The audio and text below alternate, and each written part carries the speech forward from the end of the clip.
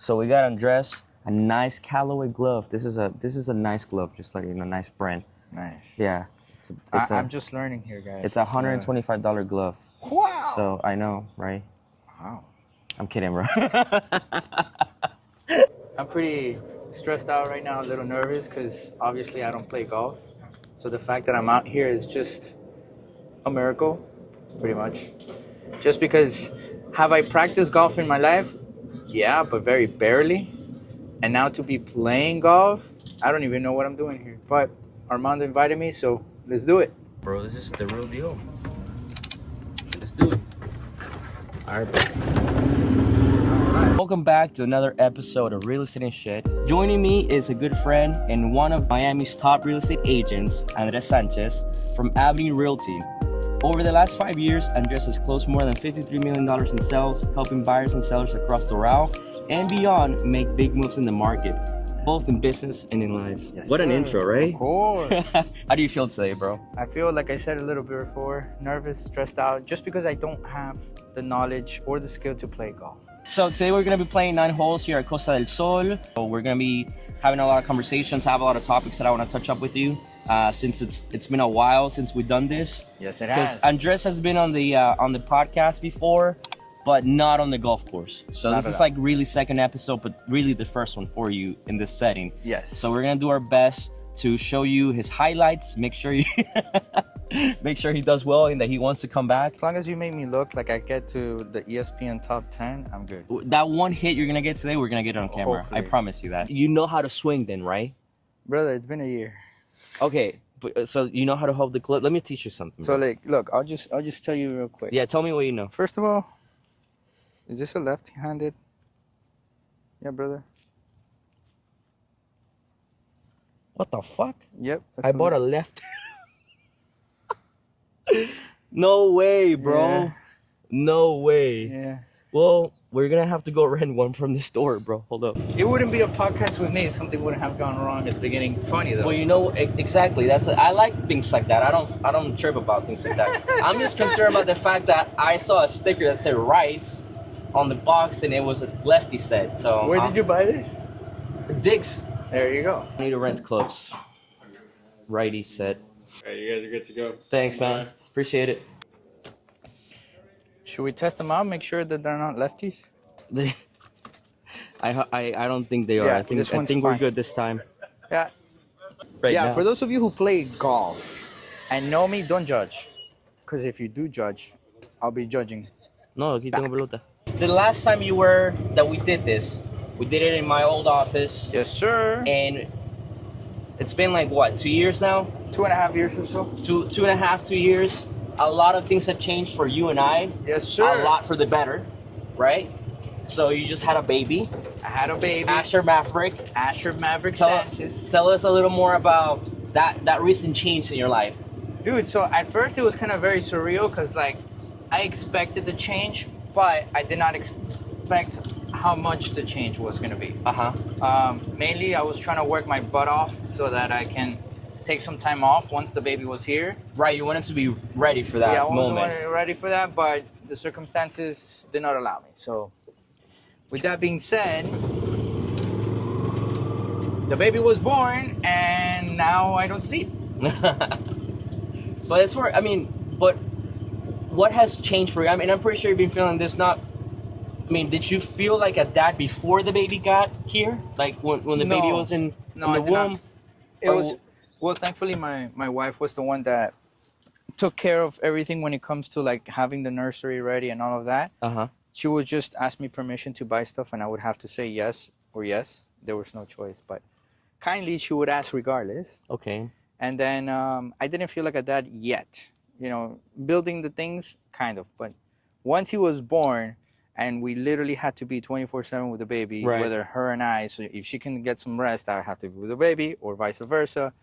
That's what really changed because there's no time to rest, like, chill. Right, yeah, you're worried consistently, so, and that's going to be your life for the next few years, I want to say. So I'm trying to adjust. I have no idea what I'm doing. So I'm hitting it to that flag, I'm guessing. Yes. All right, so pretty much Tiger Woods, try this thing. Just try to go forward. Try to get closer to the flag.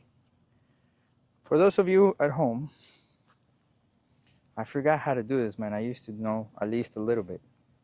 Okay,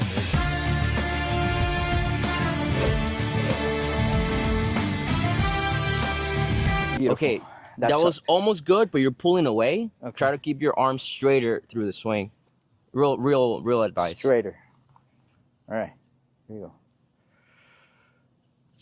go. Okay, that wasn't bad. I have no idea. Oh, look, That was good. it went all the way over there. Ah, bueno. A little short. I see why people like golf. I don't know. I haven't really gotten into the world. It's more about patience. That's another thing. That's that the problem. Going back to what you were talking about. That's the problem. I don't have patience. So golf is a sport of patience, bro, and it relates a lot to life because you gotta kind of forget what you just did, forget what just happened, and the next shot is the best shot. You see what I mean? I feel So that mentality you is have like, to quickly change. bro, and isn't that true in business too? When when something goes wrong, what am I gonna do? Dwell on it? You pivot. It's same thing in golf, bro. And I think it's taught me a lot of patience. So my man's ball's over here. Mine did go further though. maybe. I mean, we'll see. Mine's just Mine better. got further. Yours is better position, 100%. Yes. But mine went further. Just want everybody to know. All right, go find your ball. I think it's over there. Look, I think it's right there. Question, since we're on the topic about you having a newborn and everything, how are your priorities changing now that you're a dad? Well, instead of getting home, changing, and going to play volleyball, it's more like getting home and taking care of my son and my wife. So now you have to do you think you have to put like a little bit of boundaries now with like work and being a dad, or how are you managing that? So boundaries obviously do have to happen, but it's mostly with extracurricular activities, not necessarily with work.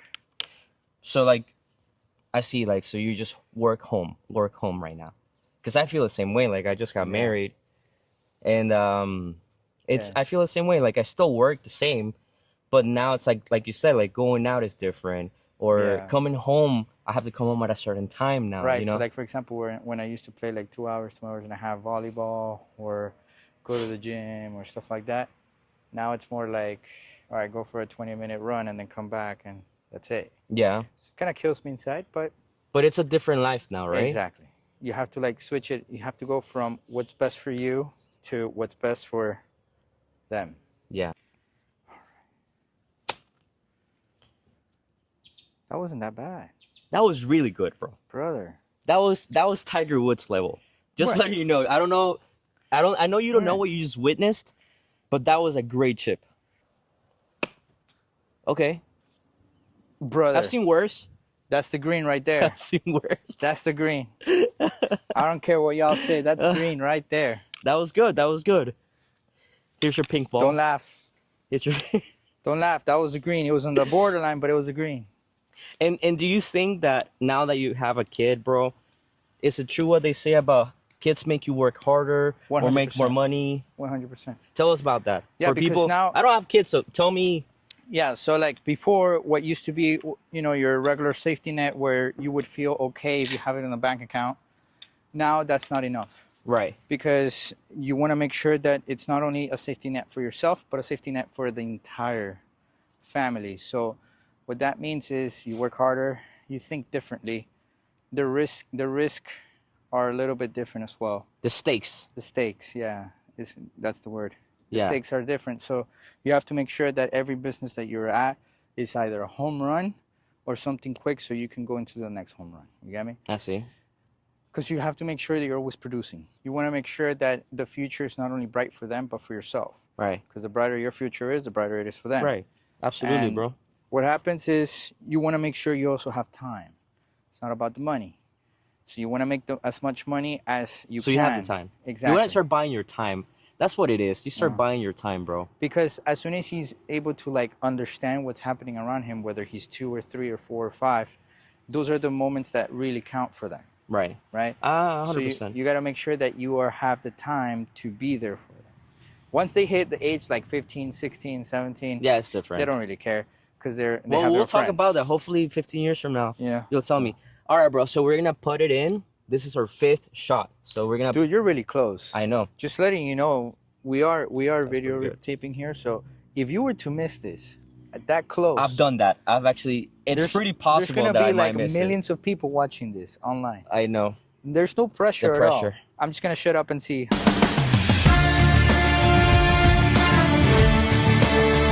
Wow.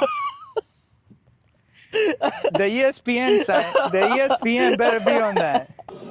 If I make this, I just can't say it. Ready? You're thinking about all this future, you know, Yeah. for you and your kids. Yeah. How is that? Let's say, how has that changed the way you move? You're talking about something that every investment or everything needs to be a home run, and then you gotta move to the next. But how is that really affecting your everyday? So it affects it in a way that now I gotta make sure that I'm not the only one growing, because the ones around me are also gonna help me in the future. What that means is, in order to buy my time, it's not only about me, meaning it's not about my own transactions. It's about You're talking about creating a team, right? okay? Because let's say I have a bad few months. Well, if my team doesn't have a bad few months, then they're allowing me to be able to work through them. Exactly. So, well, okay. So I have a question about that, because I have some experience in what, you know, I try to create a team as well. And you remember that too. yes, like, I do. How would you deal, let's say, with the people that you teach, you coach, and then they leave somewhere else? Like everything that, like, basically, they learn something from you, they got everything they needed from you, and then they go on their own. So like, the important thing is that I don't keep anybody restricted, right? With me, you're able to grow as much as you want. Now, everybody has their own free will to make their decisions. But I try to make it a point that, you know, loyalty is a big thing. It is. And then on top of that, if you work with me, I'm not only teaching you about real estate, but I'm also teaching you about life. Right. A lot of people look up to where I'm at in life. I'm nowhere near to some of the greats, but I am sustainable enough for people to want to be at least at my level. Right. So as long as I'm pushing forward, I always going to have something to teach them so they can be right behind. Now, as you know, the culture that we've created in the company that we're in is quite different from a lot. So with that being said, if they were to leave somewhere else, it would be a drastic change for them. Oh, I see what you're saying. You know? So make it so good that, like, when they leave, they'll want to come back. Yes. I see what you're saying. Okay, that's pretty smart. It's pretty clever. The first hole was just a warm up for both of us, you know. Oh, there's the black's over there, bro. Yeah, that's like The dagger. the thing is, bro. Course is pretty long. These are par fives. So now we gotta make it in 5. That was a par 4. This is a par 5. You see how short it is compared to this one? All right. So let me ask you something. Okay. How has your changes been since I met you? Because you've gone from having pictures on the wall of things that you've wanted to now actually having them, to now being in a big team like myself, but in your side of the industry. So, bro, you know what? I've come to the terms that it will never be enough. Like, you're always gonna want more things. Now I got new pictures on the wall. Of course. Because, like, I got the things that I had before. That's right. On the wall. So now I got them, and I'm looking for new things, but they're not material things anymore. That's what's been changing for me. Okay. Like, I got the watch I wanted. I got the things that I wanted materialistic-wise. And now I'm just focused on more growth, like, without the material. You know, like, growing as a person. An atomic bomb type of effect as soon as he hits it.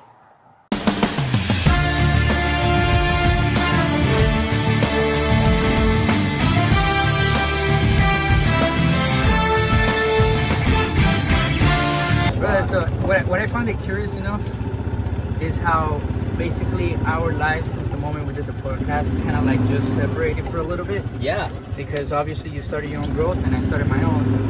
And then all of a sudden, by coincidence, we came back together. Yeah, bro. Isn't that crazy? And both companies just decided to work together. That's true. As a whole. Not just you and I, but the whole entire company. That was a good thing. I was watching the podcast that we did yesterday. Yeah.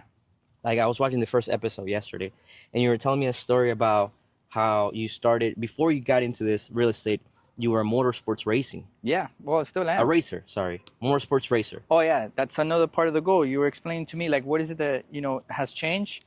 I got to make sure that by the time my kid understands what's happening around him, he sees me race. Okay. No, and I brought that up because I was watching the video, and then there was something funny about it. You were saying how you were in motorsports racing, Yeah. how you used to have a 9 to 5, Yeah. and you told me the story that I still like when I saw it, it made me laugh again. And then you told me that your first check in real estate Yep. was $250 from a $700 rental. Remember Yep. that? An efficiency. An efficiency for $700 That's that right. took you 2 months to close it. Correct. How do you look back to that now, being where you are right now? Damn, dude. I had a lot of drive back then because now to earn 215. Yeah. Okay, because when I look back to like the things that I used to do when I was new, I always think like, man, like I've come a long way. Sometimes it's hard to like recognize that. You know what I mean? Do you have a hard time recognizing how far you've come? I do because like how we were speaking a little bit before, like golf, once you swing and you go to the next shot, you just got to think about the next shot. And it doesn't give you enough time To look back. Exactly. Yeah. So a lot of people today, they see the $3 million listings, the $4 million listings, the sales, but they don't know what you know, which is what that I started with a $250 check for an efficiency. Yeah. That took me 2 months to close. Yeah. That was my real estate school. But see, not a lot of people are willing to go through that in order to earn the big checks. You get Yeah. me? No, and that's- I think it takes and we talk about that a lot with the new loan officers too, that this doesn't happen. Like when you see me doing bigger deals, I've been at this for like 5 years, bro. I've been Dude, at this for way longer. I remember where you went to a $1 million listing for the first time, which was one of mine. That's true. That is true. That is true. You never had stepped I into had a never stepped into $1 million home until I made. That's true, bro. And then the first video you ever have of $1 million Yes. was mine. Yes. And I remember that. And now you're like, for example, I just saw you in a $2.6 million home the other day, Yeah. like if it was nothing. Yeah. But yeah. before, No, you know what? And you're right about that. Thanks for mentioning that, because I forgot about that. I remember. That is true. I remember. It's crazy how things change, bro. And for me, it's always important, like, to sometimes look back and make sure that I'm being grateful for everything that I'm accomplishing. Because it's so hard for me, and I don't know if you can relate to this. It's so hard for me to like say I'm doing a great job. It's so hard Correct. for me to be like, that's enough, you know. You're always thinking of the next, you know. Yes. And I'm trying to balance it out. And okay, there is a next level, but I also need to enjoy where I'm at right now, because Correct. I wanted this 4 years ago. Yeah. You know. So This is what you were working for.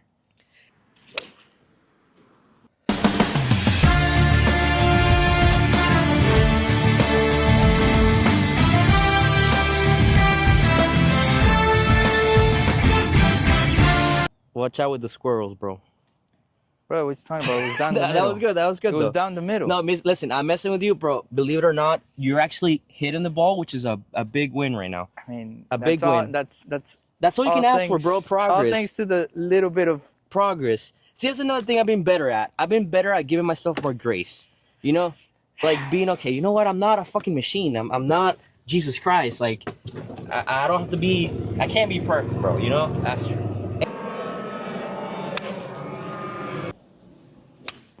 Dude. Oh, there you go.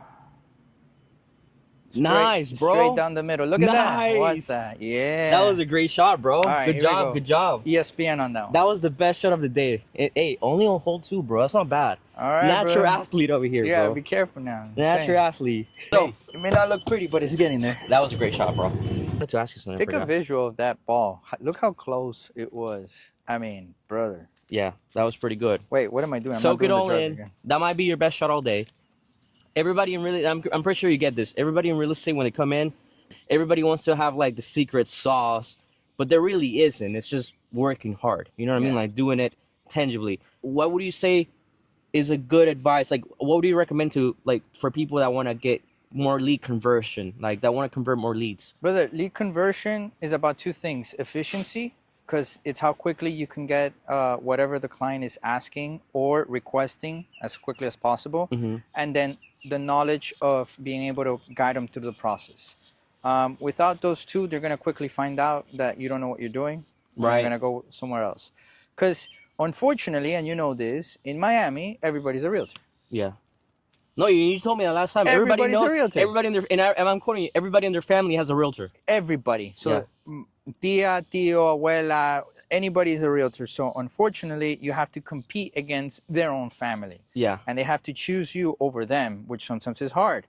But at the end of the day, if you showcase your knowledge, your efficiency, and your work ethic, that they will choose you because you can guide them to the finish line better than what their own family would. Right, right. That's true. I like that you use your slogan, finish That's line. right. Show me. Wow. You ready? Go ahead. That's how it's done. All right, so converting sales is all about like really understanding the client's needs Yes. and, offering a solution to those needs. As Now, quickly as possible.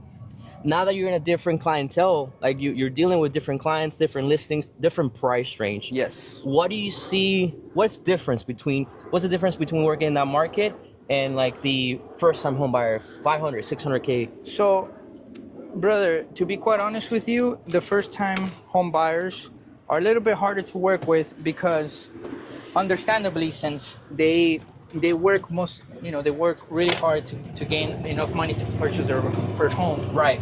They're very skeptical. They're very untrustworthy. They're very harsh on, for example, hey, in order to buy this $400,000 house, you need to put $20,000. Yeah. And that's a big shock for people. Exactly.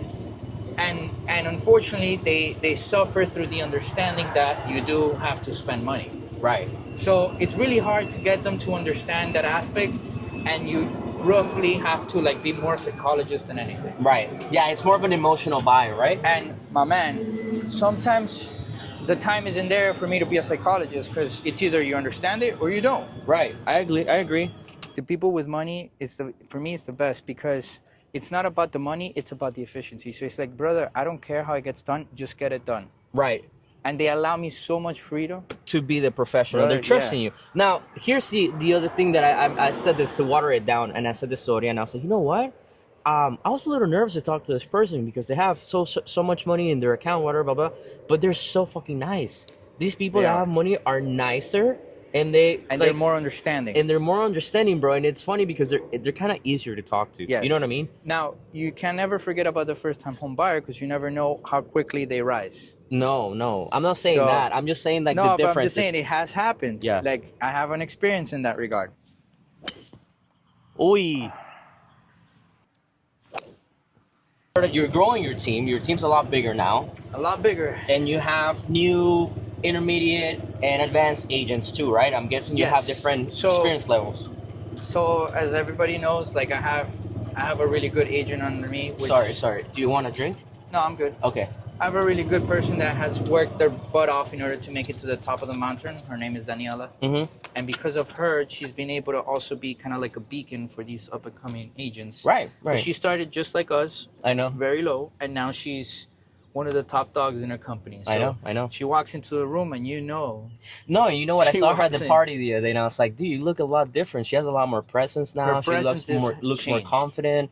No, it's really good for her, bro. So I'm gonna try to do right myself. behind her, there's a couple of agents that had started with me maybe a year ago or so as well that are also in that rise. So I'm very proud to say that some of the most like you know what you're teaching is working. Yes.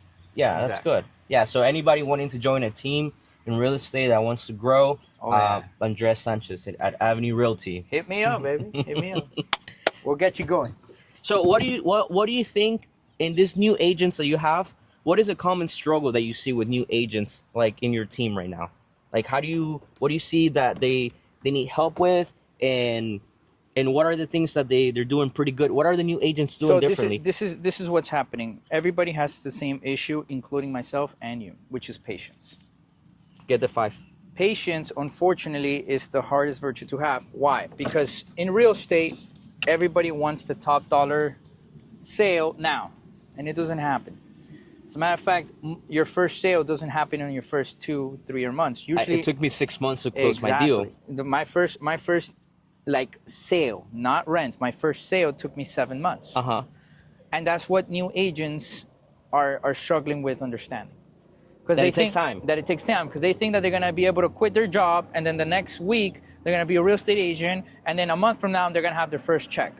That's not how. Okay, and let me along those lines, okay, because this is a common theme with real estate agents when they get licensed, that they say they want to do real estate full time, but they can't quit their 9 to 5. Like, how were you able to get out of the 9 to 5 and into full time real estate? Yeah, that's mostly your will and effort because I was at a 9 to 5 before I switched. Right. But the way I did it is I would prep before my work for my clients in the afternoon, and then in the So afternoon they would never know that you they were part-time. never knew I was a 9 to 5 job individual. That's exactly right. 1, 2.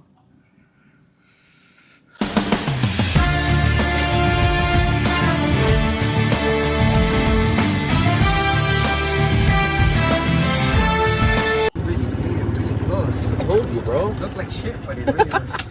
It was a nice miss. It was a nice That's miss. what we call it. It's a nice miss. From a good friend of mine by the name of Manny Garcia. He's the one that taught me this saying. He says, "You miss 100% of the shots you don't take." That's true. That's true. That's right. I think Michael Jordan said that. I don't know who said that, but I heard it from Manny Garcia. You're hitting too hard. Why am I hitting it so hard? 2 tenths, right? Yeah, 2 tenths. All right, here we Relax. go. Put it in. Close your feet a little closer. Close. And then this is just a chip, bro. It's like a baby. Okay. Just tap it in. That was way better. You still hit it way too hard, but it's okay. Yeah, dude. So talking about my team, I'm very happy because as I see them grow, they start to understand everything I've been teaching them. So they click, and once they click, it's like the best feeling ever. Right. Because it's like you see them grow on their own. Yeah, yeah. And I'm very grateful to say that most of these guys have come back to me and say thank you. You know, like. Right. And talking about, you know, loyalty, like for example, Daniela, per se, you know, she has the right to be able to go elsewhere if she wants to, because now she's her own. Right. She's not under me, now she's on her own. So I'm just very grateful that she has chosen to stay with us during her time of growth. Yeah. You know, so. No, but that's good, you know, and I'm pretty sure she appreciates you a lot too. I mean, Yeah, man. I mean, she's gonna be. I hope that she beats me at some point.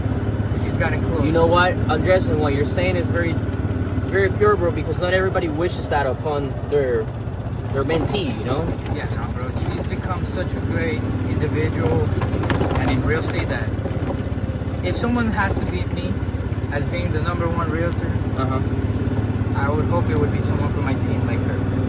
Good. And she's gotten close in some occasions. Really? Yeah. So most people don't know this, but we also have people in Orlando. Okay, I didn't know that. Desiree. Oh, Desiree. I mean, I've talked Yeah. to her before. Yeah. So she's one of these individuals that says, Andres, I love you, but my goal is to beat you. That's good. So- Friendly competition, bro. Of If the course. people around you are not motivating you to do better, then you're in the wrong place. You're in the wrong place. So, now that you're doing $3.5 million listings, what do you see yourself doing, like in the next 5 years? Like, what's the plan? You want to stick in that price range? No, higher. You wanna go higher? Yeah, because as you said before, you got to start working smarter, not harder.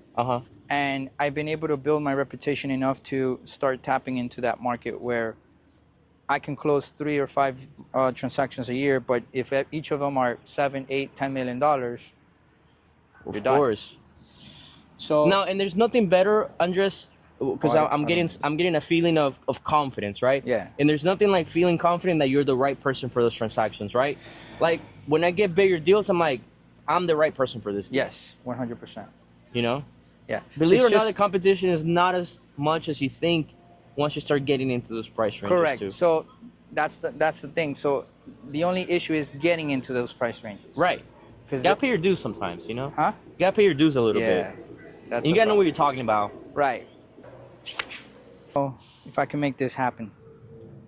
So, 1, 2.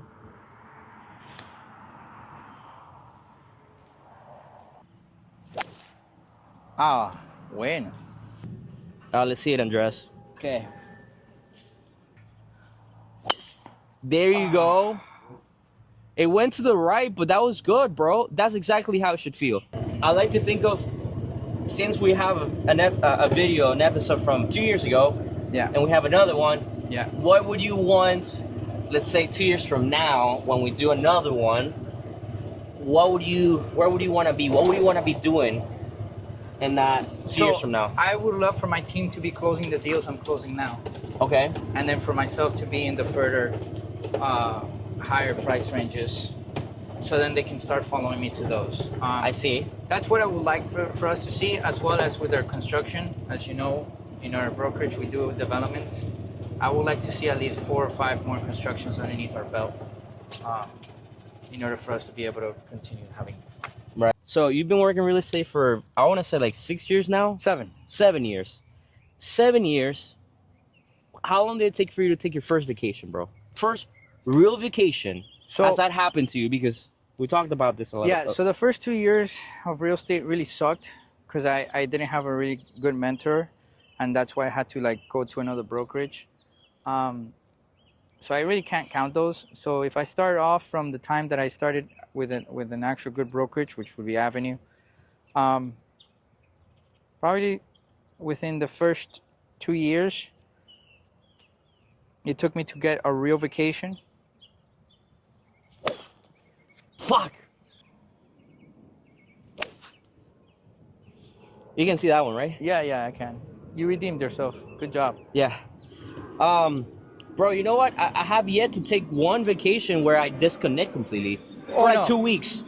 No, we don't. We never disconnect. No, that's what I'm saying. Even when I'm like at the snowboarding slopes with all my guys, we're like this. Yeah. We're like, all right, guys, give me a second before we go down the slopes. Let me finish out this message. All right, we can go. People need to understand that, bro. Like, there's no such thing as vacations. Nope, it's 24/7, Papa. That's it. You're done. Got to go forward. Okay.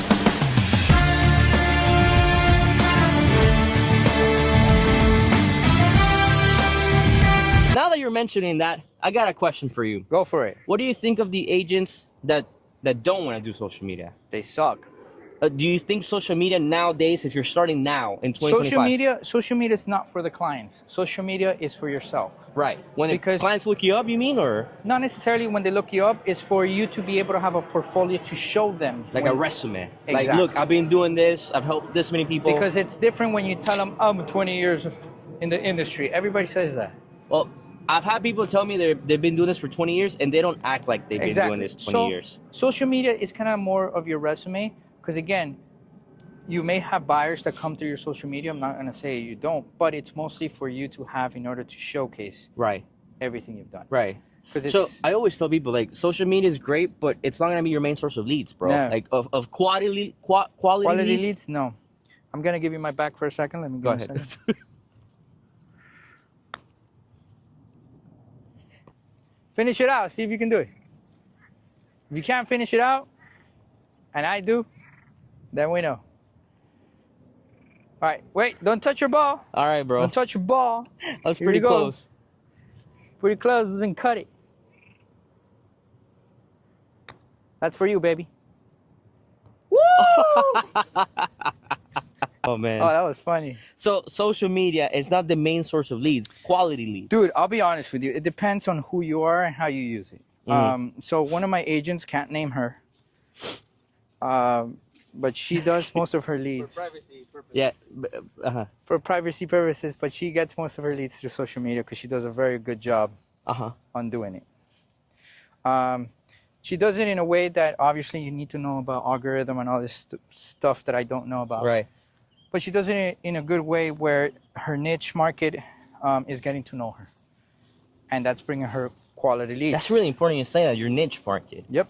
Do you think people in the beginning try to be too broad? Extremely. They try to do rent, they try to do sales, they try to do luxury, down payment assistance. That's the problem. Everybody wants to do luxury, but not everybody can. Okay, tell us a little more about, like, why is it that not everyone can do luxury? Because luxury is not about you doing luxury, it's about you earning it. Oh, I like that. That's the problem. It's not about doing it, it's about earning it, you said? Correct. Okay, explain that to me. Because, like, for example, in order for you to do luxury, not only do you need to know knowledge, it's not only about presence, but you need to know the knowledge, but you also need to go ahead and be able to network into this type of people that already have people that do these things for them. That's true. These people that have higher networks, they have people already that do their banking, their real estate, lawyers that advise them. Exactly. So why would they choose you? Yeah. Right. And what do you think what do you think makes the difference there? I have an answer, but what would you? The difference is the way that you treat or help the people around them first, because it's it's an inch by inch game. It's not you're gonna get to the right. Once person. you get one, they'll probably refer you to that circle they have as well. Correct. I see what you're saying. And that's But getting the first one is just timing, right? exactly, and that's why I'm saying you earn it. You don't just do it. I like what you're earn saying, earn it, because nowadays, bro, people, like we were mentioning, people want things given to them, they don't want to earn it. And you know how long it took me, bro? It took me 3.5 years to close my first $1 million loan. 3.5 years of just wanting to do it, but not earning it, like you said. You know? In a similar fashion, my first $1 million sale was not really $1 million. It was $989,000. But everybody would treat it as my first $1 million home, and I'm like, in my mind, I'm like, I know it's not close, $1 million, but it's not $1 million. Can't really celebrate, but everybody's celebrating like it is. Yeah. And it took me 3 years to get 2.5 years, just like you, of my first $1 million sale. Yeah, bro, it takes time. And you know what? Now, and I guess you're right, because at that time when it happened, I was ready for it. You see what I mean? Like, I didn't know that level yet, but I was ready to, like, know some, like, how it worked. Conversations are different, too. Yeah, with those yeah, type that's of true. people. That's true. In problems, bro. In problems, their problems are different. It goes back to what I said at the beginning. It's like, dude, I don't care how you get it done. Just get it done. Yeah, yeah, yeah. And then that's the type of clientele that most people are trying to get to, but not everybody can. Because to have that conversation. Oh, and speaking about that, how has social media skewed or shifted the view of real estate? For example, like, there's a lot of new agents. I'm sure a lot of young agents, they see other realtors posting their successes, their closings, out on a yacht, all these things, but like, it's not all that. You know what I mean? Like, it takes a lot of work. Numbers, papa. Yeah. Because everybody's a top producer, everybody is a luxury master, everybody is a top 1%. What would you say a top producer is? Like, what's the volume milestone for you to be a top producer in real estate? So it depends on the brokerage you're in. That's the truth. Well, that's true. That's the truth. Because you can be the top producer of a boutique brokerage that usually has an average sale of like $600,000, $700,000. And you're still a top producer. Right. Now, if you're looking into a market top producer, in Miami's market, what would you say it's a top producer? Brother, in Miami's market, I'm not a top producer. Okay. Unfortunately, the reason being is because the top producers of Miami.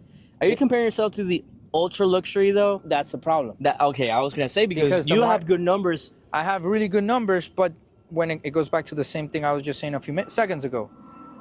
Compared to what? The ultra luxury market destroys me. Yeah. I mean, I could say the same thing about commercial loans, though. Yeah, but no, commercial and residential are completely separate. Yeah. When it comes to residential, I'm the #1 agent in Doral, by numbers. Yeah. No one can deny that. Go check. Just repeat that again.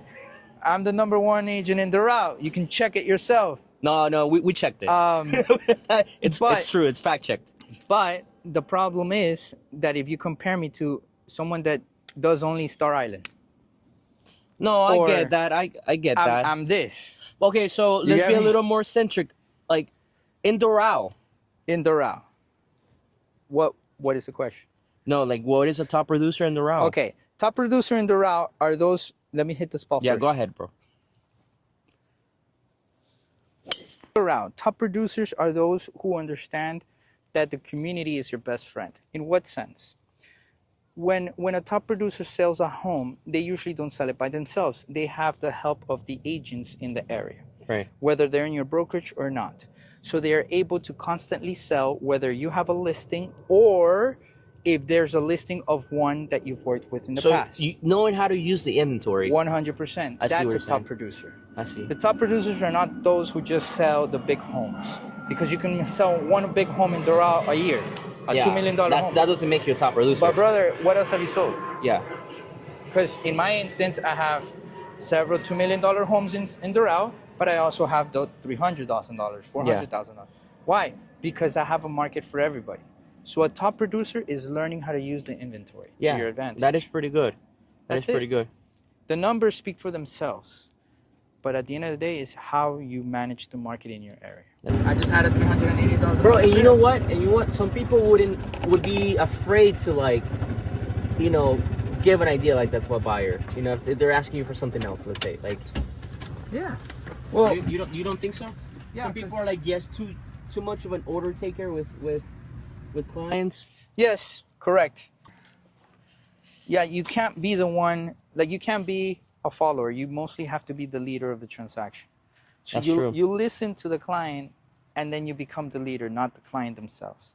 Because once you've listened to the client and understand what they're looking for, you become the leader. Right. No, and I think it's the right dynamic because you're the professional. Correct. You know, if not, they would be the real estate agent. You know what I mean? Correct. Yeah, I completely agree. There's some buyers that come to me and say, I want to do this loan, and I'm like, okay, well, this works better for you. You know, why don't you explore that? Because at the end of the day, I'm the one that knows about mortgages, not them. You know, they probably saw it on TikTok or ChatGPT. You know how to do their loan, and it's not the same. Correct. You got to be the leader of the transaction. I like that. How important is it, like in your transactions with financing contingency, of course? How important is the role of the loan officer in the bigger transactions for you? It is the biggest deal breaker Really? because the loan officer will get you either solutions or problems. Okay. Same thing as the inspectors. Yeah. But the loan officers have a bigger role because they're the ones that have to have the understanding of the financial background of the client. I only know to a certain extent. You guys know everything. So if you're unexperienced or you don't know of another solution that can possibly be done in order to make the loan go through, then really I'm in your hands. Yeah. No matter how good my service is, if you can't make it happen, we don't close. That's true. So the loan officer has it in their hands to be able to have the solutions. Money. Yeah. I can tell you solutions, but if I'm telling you the solutions, then you're not a good loan officer. I agree. Right? So if we're doing a statement loan, or if we're doing a DSCR loan, or if we're doing whatever non-QM loan, and if you don't know what those terms are, that you're not the loan officer for me. Right. You get me? Yeah. And these bigger deals, Andres, they don't close with a conventional loan or FHA loan. Like they close with these non-QM products. 90% of my deals are non-QM. Thank you for saying that, because I've been fucking preaching to people that non-QM is way better than conventional and all these things. Yeah. All right, bro. Look, I'm gonna send it. This is for you, Andres. Go for it.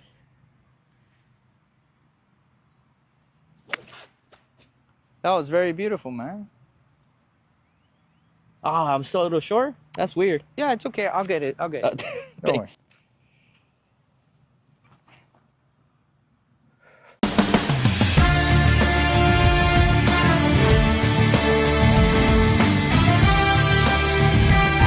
Like, he's doing really good. Look at that. He's getting like me. Yeah. Yeah. There you go. This is what I hate. So when I started in real estate, I had so many clients get shut down by loan officers because they said, oh, you don't have enough taxes. You have to wait 2 more years. Make sure that you have better taxes in the next 2 years. And I'm like, there's no way. There's no way. Like, how can you have to wait 2 years? It's impossible. No, bro, there's so many programs nowadays. So then, it wasn't until, I started to work with someone that was a little bit more knowledgeable that made me understand, like, bro, what are you doing? These are all business owners. Yeah. You can just do non-QM. Like, what are you talking about? And you know what? A lot of my clients are business owners, bro. Yeah. And that's why I don't offer them these FHA conventional loans. They don't qualify. They don't work. For them. Yeah. They don't work. So I go first? Yeah. What he meant was that my ball was better. That's why we're using my ball. Just wanted to point it out. You didn't hear that, did you? No. Good. You can ask Jose what I said.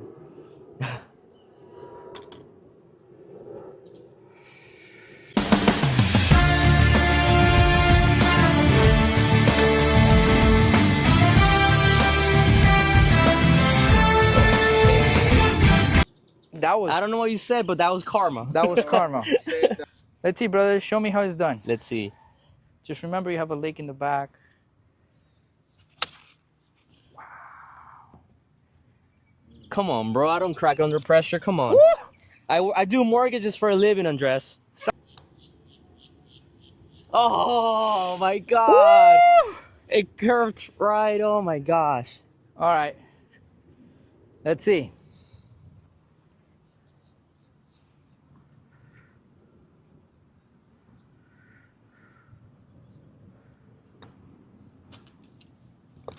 Okay.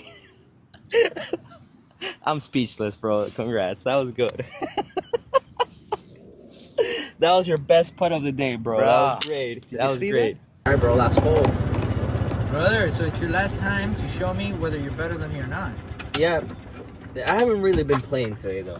Oh, I've been kind of used to teaching you. That's how we're gonna play, like? We're in the last hole. Andres has shown you what he's got. If you think he's doing great, he is. He's hit a bunch of putts, birdies, everything. So we're in the last hole. I'm really happy he came out today. And then we'll see how we finish off. The goal right now is to make it in 3. This is a par 3. Okay. So we gotta make it in 3 shots. Hit it with my driver, okay? You wanna go first? With my driver. Go ahead. Go first. Why don't You're my you hit guest, with your bro. driver? That's just too close for a driver. Brother, like I said, go big or go home. And for those judging me out, okay, I just want to show you. Look how close we are to the flag, and he. Hey, it's gonna get me close to the thing, right? So go for it, bro. again, I'm not a golfer, so don't laugh at me. But if I make front a hole foot, in one, always put the ball in the front foot. Remember? Like yeah, this? there you go. All right. There you go. So, pa que vean, brother. Honestly, bro, it worked out for you. You did. That was good. Good job. All right, guys. All right, let me see if I can do my worst. You sure you don't want to use your driver now? No, I don't want to use. I'm thinking you're doubting it. No, check this out. All right. Okay.